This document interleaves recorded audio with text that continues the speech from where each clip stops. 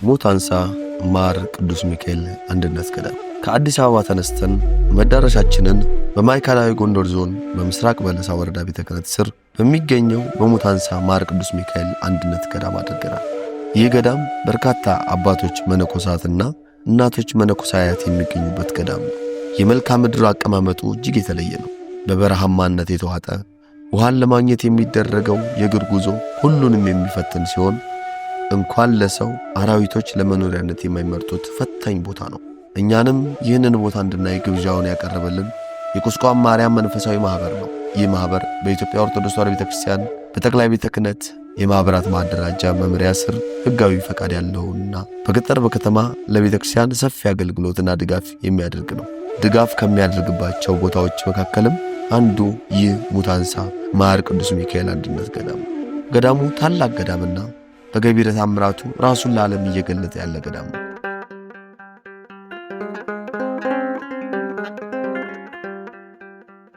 በሙታንሳ ማር ቅዱስ ሚካኤል አንድነት ገዳም ነው የምገኘው። እጅግ ልቤን የነኩኝ ነገሮች አሉ። ከኔም አልፎ ደግሞ እናንተም ብትሰሙት መልካም ነው ብዬ የገዳሙ አገልጋይ የሆኑ አባትን ጋብዤ ጥቂት ቆይታ አደርጋለሁ። እንተዋወቅ እስኪ። ማን እንበል? ስሜ አባም እንደዚህ ሆነ እባላለሁ። የሙታንሳ ማር ቅዱስ ሚካኤል አንድነት ገዳም ተንቀሳቃሽ ስራ አስፈጻሚ ማለት ነው። ምን ያክል ጊዜ ሆኖት እዚህ ገዳም ከመጡ? ወደ 10 ዓመት እየሆነ ነው። በዓለም ውስጥ እያለሁኝ ኪንታሮት አሞኝ መቀሌ ሄጄ ኦፕሬሽን አደረኩኝ። ያው አወጣንልህ አለኝ። ያው ግን ሊያድኑኝ አልቻሉ። ተስፋም ባጣሁበት ሰዓት ሙታንሳ ማር ቅዱስ ሚካኤል አንድነት ገዳም ጸበል ብትሄዱ እኮ ትድናላችሁ ሲባል መጣሁ። ወደዚህ ቦታ መጣሁ ማለት ነው። አመጣሁ በኋላ ግን ጸበልና የማሩነት በልቼ የፍያ ደፍ ነው ሲወጣ በጀርባዬ በቁልቁል እንዲያርግ በእንጭ ሳነሳው ማለት ነው። በጣም ራሱ አይነሳም ነበር። ለምን ከህፃን ጀምሮ አርጓላ ስር ሰዷል። እግዚአብሔር ይመስገን ቅዱስ ሚካኤል በቸርነቱ ከፈወሰኝ በኋላ አይ ቅዱስ ሚካኤል እችን በሽታ እኮ የላካት እኮ ለእኔ መጥሪያ ነው፣ ሲወዴ ነው፣ ሲያፈቅረኝ ነው። እሱ ዲያርጎ ለእኔ ምረት ሲያደርግ ወይም ደግሞ ሲያድነኝ ምን ነው በቃ እሱ ማገልገል ያለብኝ ብዬ ዓለም አስጠላኝ። ጨለማ ምስታይ ይህን ብርሃን አደረገልኝ። እንደ እግዚአብሔር ሲመርጥ ዓለም ያስጠላል፣ ይህን ብርሃን ያደርጋል። ለእኔ ካደረገማ ደግሞ የኛ ጽናት ሚዛን ያስደሆነ ማለት ነው። በዚህ ቦታ ላይ ያው ስቆይ ያው ለናሽ አባቶች ተንቀሳቃሽ አፈምር አደረጉኝ። ያው ወደ 10 ዓመት ይሆነ ነው። እማሆይ መዓዛ ድንግል ትምህርት ምን ያክል ድረስ ሄደው ነበር? ትምህርት ያው እስከ ግቢ ሄጄ ነበር። ባህር ዳር ዩኒቨርሲቲ ፔዳ ከሚባለው ዩኒቨርሲቲ የጤና ተማሪ ነበር። የጤናና የሕክምና ተማሪ ነበር። በዚህ አጋጣሚ በጤና ምክንያት ለረፍት ወደ ቤተሰቦች ከመጣሁ በኋላ ይህን ጸበሉን ከዛ በፊትም አውቀው ነበርና መጥቼበት ነበርና እንዴ ከዛ ተፈጉሼ መመለስ አለብኝ ብዬ ስመጣ ከዛ እግዚአብሔር ፈቃድ ሆነና ሳልመለስ ቀረሁ። በዚሁ ጸንቼ ቀረሁ። ያኔ ሲመጡ ገዳሙ ተገድሞ ነበረ። አንዳንድ ጸበልተኞች ነበሩ እና እኔ ከከረምኩ በኋላ ከአንድ ዓመት በኋላ ሌሎች ያሉት መነኮሳት መሰባሰብ ጀመሩ። ከዛም 2011 2012 እያሉ እስካሁን ድረስ እየተሰባሰቡ አሉ። እኔ የመጣሁት 2009 ላይ ነው።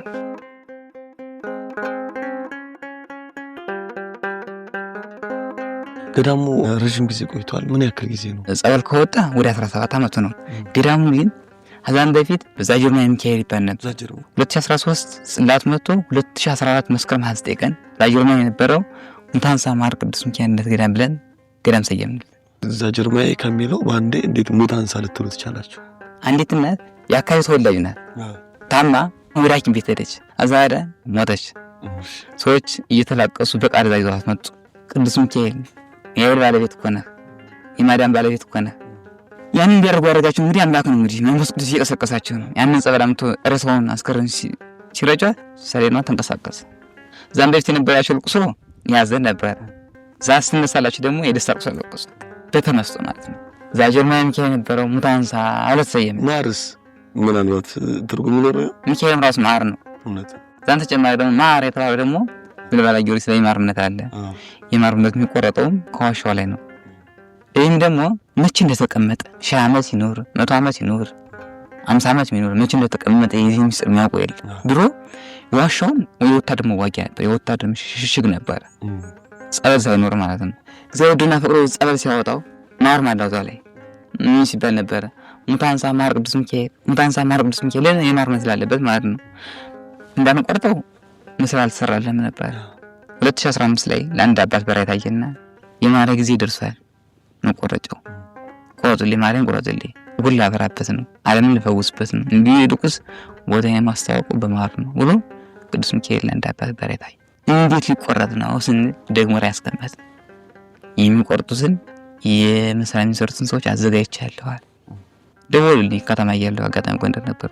አባም እንደዚህ ሆነ የምስራሽ ሲልበት ድንቅ ብሎ ማለት ነው። ኧረ ምን ልትለኝ ነው? ኧረ ምን ልትለኝ ስላቸው በአይነ ሲያሳየኝ የነበረው የማር እምነቱ ቅዱስ ሚካኤል ባለ አንድ አባት በረታይቶ ይቆረጥልናል። ይህ ይቆረጣል። አረማይ ሰው ፈልጉ ሰዎችን የሚመጣቸው በከተማ ነው ብሏል። ማን እንደሆነ አይታወቅም ሲል እኔም በደስታ በቃ ወሬ እንደነገሩኝ ነው ማለት ወዲያው ባለሙያ ያስፈልግ 6 ባለሙያ ያገኘ እግዚአብሔር ይመረጣቸው ማለት ነው። ለምን እግዚአብሔር ያቀዳል። እግዚአብሔር ያዘጋጃቸው ምንም ቱን እንትን አትቀር ዘንባላ ሙቀቱ መንገዱን ሳይፈር በቃ እኔ ያሉ 6 ባለሙያ ዘመጣና አዩት። ሜትሩ ወደ 20 ሜትር በላይ ሆነ ርቀቱ። አዎ ርቀቱ ከምድር ለዋሻው ማለት ነው። ግን ማድረግ አለብን አሉ 5 ድንብል 8 ማገር ከከተማ ባባቻ አስመጡላቸው። አንዱን ድንብል አስተከሉት ሰደሩት፣ አጠረባቸው፣ አወረዱት፣ በሽምልቅ ቀጠሉት። የቀጠሉት ሲለቁት ገባላቸው። መጨረሻ ላይ መሰራይ እየሰሩ ዘለቁ። ማሩ የተቆረጠው በ2014 ጥቅምት 24 ቀን የተክለ ሃይማኖት ነው። መጨረሻ መሰራ እንደሰሩ ወደ ማር ሊቆርጥ ሲል ተቆጣ ነው ተቆጣ። እንግዲህ ለነሱ ፈቀደው ምንድነው መሰራ እንዲሰሩ ማር ሊቆርጥ አልፈቀደም። በጣም በላቸው፣ በጣም ፈጨቸው። መጨረሻ ተወስተው እግዚአብሔር እንደጠየቅስ እንዴት መጨረሻ ላይ አይ ከቤተ መቅደስ ካህንና ዲያቆን ይገባል እንጂ ምእመን አይገባል። ከዚህ ማር ደግሞ ምእመን አይነካው።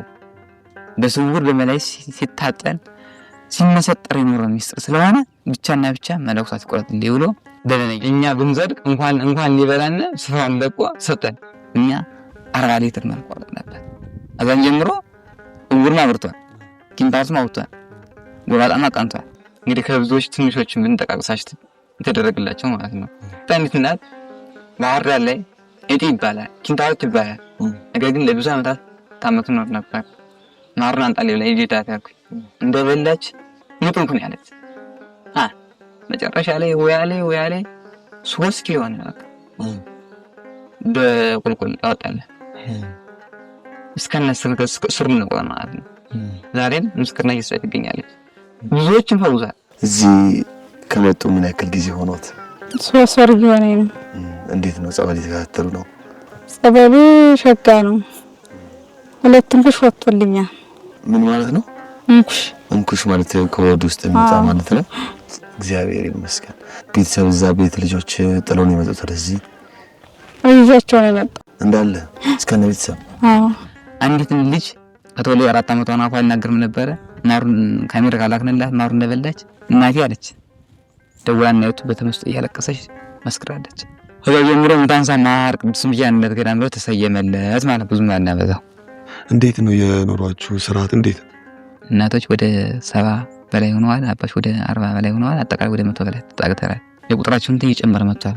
ይህ ቤቱ በአቱ ሳይሰራ መልካም ምድሩ ያሳውቃል። በጣም አስቸጋሪ ነው፣ ያስፈራል፣ በጣም ያስፈራል። ቤቱ ገደላማ ከመሆኑ የተነሳ እንደዚህ ጎርፉ ስለሚገባበት መደብ እንትበላል። የሚኝታችን ሀዛች ላይ ሞልቷል፣ ከታችን ሞልቷል፣ መቀመጫ የለም። ቤቱን ጠርገን ብለን ገብተን እንቀመጣለን። ማታ ደግሞ በጣም ጨለማ ሲሆን ከውጭ መቀመጡን ስለምንፈራ ማለት ነው። እና በጣም አስቸጋሪ አሰቃቂ ሁኔታ ላይ ነው የነበረው። ገዳሙ የእርሻ ቦታ የለውም፣ በጣም ራብ ነው። ጥሬ እየቆረጠምን ነው ለዚህ ያደረሰ። እኔ ያው ገዳማ ፈምር ነው እየነገራቸዋለሁ። ግን ነጋዴ ሄጄ 1 ኩንታል ያበድሩኛል በቀሉ። ያችን አምጥተን እንጀራ እንዳናደርጋት እንጀራ ትሆንልን አሪፍ አንፎ እናደርጋታለን። አንዳንድ ማንካ ጥሬ ይሰጣል ለመለኮሳት። ያችን በልት ያደርጋል ደግሞ በቃ ብድር ደግሞ አይደለ። በዛ ላይ ደግሞ ረሃብ አለ። ከተገኘ በቀሎ ቆሎ እንበላለን፣ ካልተገኘ ደግሞ ዝም ብለን እናድራለን። እግዚአብሔር ይስጣቸው። አፈ መምህሩ አባም ደጽዮን አሉ። በጣም ጎበዝ አባት ናቸው፣ ጠንካራ አባት ናቸው። በቀሎ ሸምተው አስፈጭተው ከዛ ለእንጀራ እንዲሆን ያደርጋሉ። ከዛ ለ4 ለ5 ሰው 2 እንጀራ ወይም ደግሞ ለ6 ሰው 2 እንጀራ አርገን በነጭ አጫ አርገን በጥብጠን ከዛ ያንን ሀዛ ላይ አድቀን በልተን ያንን ጠጥተን እናድር ነበር። ጥረጮዬ የበላና አንድ እንጀራ ለስድስት የተካፈለ ነው ለዚህ የደረሰው። ተመስገን ብለን እዚህ ነው ያለነው።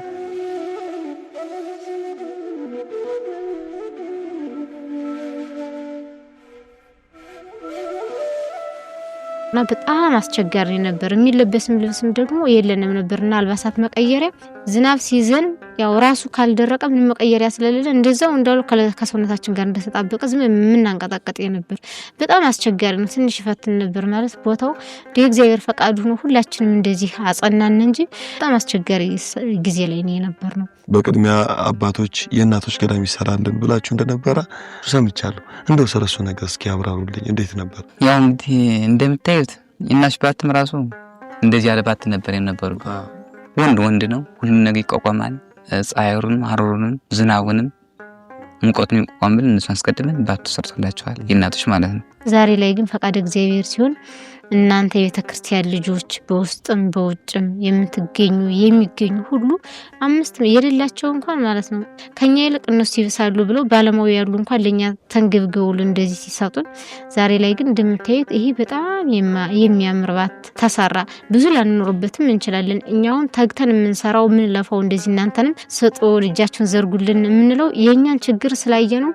ከኛ ግር የሚመጡት ቶቻችን ወንድሞቻችን እኛ ያየነውን ችግር እንዴት በፍጹም አንፈልግም። እነሱ ሲመጡ ተመሽቷቸው ደስ ብሏቸው እንዲኖሩ የሰጡን ህዝበ ክርስቲያን እንዲያመሰግኑ እኛንም ደግሞ እናቶቻችን አባቶቻችን እንዲያደርገውልን ትተውት የሄዱት ቤት በአት ትተውት የሄዱት መሳሪያ ብለው እነሱ ደስ እያላቸው እያገለገሉ እንዲኖር ነውና ዛሬ ላይ እግዚአብሔር ይመስገን ህዝበ ክርስቲያኑ ባደረገው በጎ አድራጎት ባደረገው መልካምነት ባደረገው ሩሩነት ከ100% 90% የእናቶች ተሟላ ማለት ይቻላል። ምክንያቱም 10% ይቀራል ብዬ ማስበው ምንድነው አንደኛ ውሃ የምናመጣው ይህ ሁሉ ግንባታ ሲሰራ የአንድ ሰዓት የእግር ጉዞ ወደን ያመጣነው በአህያም እየተጫነ እናቶችም ሁላችንም እየወጣን ስንመለስም ለዛውም ደግሞ አንድ ሰዓት ደግሞ ይጨርሳል። ስንድ ስንመጣ 2 ሰዓት ይጨርስብናልና አሁን ላይ ደግሞ ግድ ውሃ ወደ ገዳሙ እንዲገባ ደግሞ ያስፈልጋል።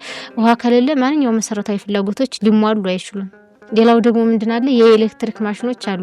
እነዚህ የኤሌክትሪክ ማሽኖች ዛሬ ላይ መብራት ስለሌለ ዝም ብለው ተቀምጠው ነው ያሉት። እናንተ የጀመራችሁ ጅማሬ ፍጻሜ ላይ እንዲውልላችሁ ደግሞ የአባቶች ባት እንዲሁም ደግሞ ቅድስት ቤተክርስቲያን አይታችኋታል የምታሳዝናት እነዚህ ሁለቱ እንዲሰሩ ሌላም ደግሞ አለ ክሊኒክ አለ የተጀመረ መንፈሳዊ ትምህርት ቤት አለ ዘመናዊ ትምህርት ቤት አለ የተጀመሩ እነሱም ደግሞ እንዲጨረሱ አጠቃላይ ሁሉን የሚሰራው ገንዘብ ነው ማቴሪያል ነው። ስለዚህ በገንዘብም በማቴሪያልም ድጋፍ እንድታደርጉልን አደራ። ግን ከዚህ ሁሉ በፊት ግን እድሉን ለኛ ለሰጡን አባቶች ደግሞ አሁን ታሎ በአታቸው እንዲሰራላቸው ሲል በቅዱስ ሚካኤል ስም መልእክቴን አስተላልፋለሁ። በጣም መልካም። ስለዚህ ውድ ኦርቶዶክሳውያን አሁንም እየጠየቁ ያሉት መሰረታዊ ጉዳይ ነው፣ ውሃና መብራት ነው ያሉት። ሌላው ቦታ ላይ በሌላው ዓለም ላይ እንደው ስላልታደለን ነው እንጂ እነዚህ ነገሮች የሚጠየቁ አይደሉም። ሌሎች ነገሮች ናቸው እንጂ የሚጠየቁት። ውሃ መቼስ ጊዜ አይሰጥም። የውሃ ጥም ችግሩን እናውቀዋለንና ተባብረን ልናግዝ ይገባል።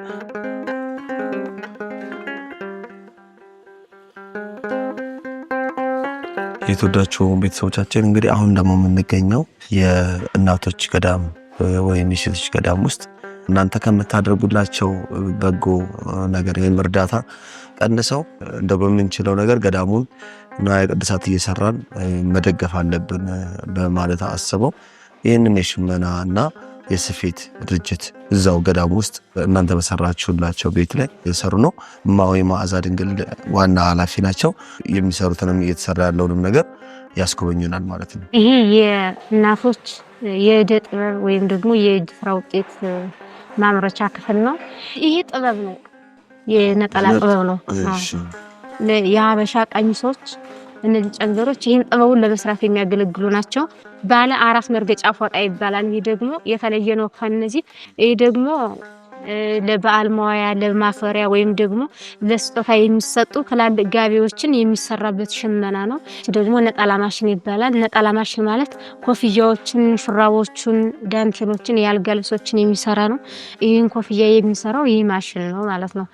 በማይበረ ቁስቋም አማካኝነት በሚሰራው በጎ አድራጎት ስራ መጥቶ አሰልጣኙን ይዘው መጥተው ሰልጥነው ይሄን የሰፉት እናቶቻችን ናቸው። እግዚአብሔር ይመስገን እናንተ ባደረጋችሁት በጎ አድራጎት በውጭም በውስጥም የምትገኙ የኦርቶዶክስ ቤተክርስቲያን እምነት ተከታይ ልጆች በሙሉ ውድ ልጆቿ ለኛ እንደዚህ የለምናችሁ ልመና እንዳሟላችሁልን መልአኩ ቅዱስ ሚካኤል ደግሞ የእናንተን በጎ ልመና የእናንተን ሐሳብ ደግሞ ይሙላልን። ወንድሜ እግዚአብሔር ይስጥልን። ወንድሜ ይስጥልን ማለት እግዚአብሔር ያክብርልን። በጣም እናመሰግናለን። የተወዳችሁ ቤተሰቦቻችን ይሄው የሰጣችሁን ዕቃ እንዲህ የሰራንበት ነው። የሰራነውን ደግሞ ያው ከናንተ ወስደን ለናንተ ነውና ፎጣችንን፣ ሹራቡን፣ ኮፍያውን የሚለውን ይህንን ደግሞ እየወሰዳችሁ እኛን ይበልጥ ደግሞ እንድንበረታ አሁንም አግዙን ይላሉ። ስለዚህ አሁንም እገዛችሁ እንዳይለይ ለማለት እወዳለሁ። ቅዱስ ሚካኤል ለእንጦንስ ሲያስተምረው ወዳጄ እንጦንስ ሰይጣን እንዳይፈተነ በእጅህ ስራ በአፍህ ጸሎት አድርግ፣ ይህን ካደረግህ ሰይጣን ካንተ ይቅርብ ብሎታል። እኛ ደግሞ ጫናውን ሰራኛ ራሳችን እንቱ እየቀረበርን ማለት ነው፣ ጎን እየቀረደን ነው። እጃችን ስራ ይፈታል። እዚሁ ገዳሙ በቆየሁበት በእነዚህ ጊዜያት ጥቂት ህፃናት ዘወር ሲሉ አይቻለሁ። እነዛም የመነኮሱ ናቸው ወይስ እንዴት ነው? እድሜያቸው በጣም ህፃናት ናቸው እና እነሱስ ምንድናቸው? በስለት የገባሉ እናቶቻቸው ቅዱስ ሚካኤል ከፈወሰን ብለው የተሰጧሉ። ወይም ደግሞ አንዲት እናት ደግሞ ሲመጡ ከዛ የሚይዝላቸው ቤተሰብ ምናምን ከሌላቸው ደግሞ ይዘዋት የገቧት ልጅ አለ። ሲቀጥል ደግሞ እናት አባቶች የሌላቸው ልጆች አሉ፣ እኛ የምናሳድጋቸው ልጆች አሉ። እነዚህ ልጆች እኛ ነው የምናሳድጋቸው። ግን ሰው 18 ዓመት ከሆነው በኋላ ውሳኔውን የሚወስን ራሱ ነው። እኛ ስለ ፈጣሪ ወይም ደግሞ ስለ ቅዱስ ሚካኤል ብለን እነሱን ህፃኖች በእንክብካቤ እናሳድጋቸዋለን። ከዛ በኋላ ትምህርት ካፈለጉም ትምህርት ይማራሉ። በገዳሙ እንኖራለን ካሉ ውሳኔያቸው የራሳቸው ውሳኔ ነው እንጂ በገዳም ኑሩ ለኛ እናስገድዳቸው። ገዳሙ ይሄ የበቃ ገንዘብ አለው ባይባልም ግን ለኛ ከመጣው ላይ ደግሞ የተቸገሩትን ረድተን እናድራለን። አሁን የእናቶች አልቋል ማለት እንደው በጥቂቱ ተቆርፏል። አሁንም ጥግ ላይ ላስኪት ውስጥ የሚኖሩ እናቶችን አይቻለሁ። ግን የአባቶች ነው ይመስላል። አሁን ላይ የአባሽ ባት እኔ ይመስላል። እቺ ባት ቤተ እግዚአብሔር ትባላለች። የአባቶች የእንጀራ መቆነኛ መውጫ ወይንም ማብሰያ ናት። መለኮሳት ሰብሰብ ብለው ማዕድ የሚያወጡበት የሚበሰልበት ጠባብ ስለሆነ በብዙ ችግር ነው ያለና በጣም አስጨናቂና አስቸጋሪው ነገር መለኮሳት ራሱ እንጀራ ሲጋግሩ አንድ እንጀራ ፍሰው ደጅ የሚቀመጡት ለምን ውስጥ ላይ አያቆማቸውም፣ ያጫንቃቸዋል ጢሱ ማለት ነው። የሚገርመው ነገር እንደምትመለከቱት የራሱ ያው የቅዱስ ሚካኤል ቸርነት የሱ ጠባቂነት እንጂ አውሬ ይገባበታል። እቺ ጠባብ ከመሆኑ አንፃር ማለት ነው እቺን እንደወጣናላቸው ለፀሐዩ ለጓዙ ማለት ነው በጣም አስቸጋሪ ነው። አገዳ በተፈጥሮ ያው መቼም ለምሳሌና ለስሙ እናለበስነበት እንጂ ዝናብ አቆም ወፍራም ስለሆነ ማለት ነው። ሳርም ነበር ልጥቅጥልና ታቆላለች።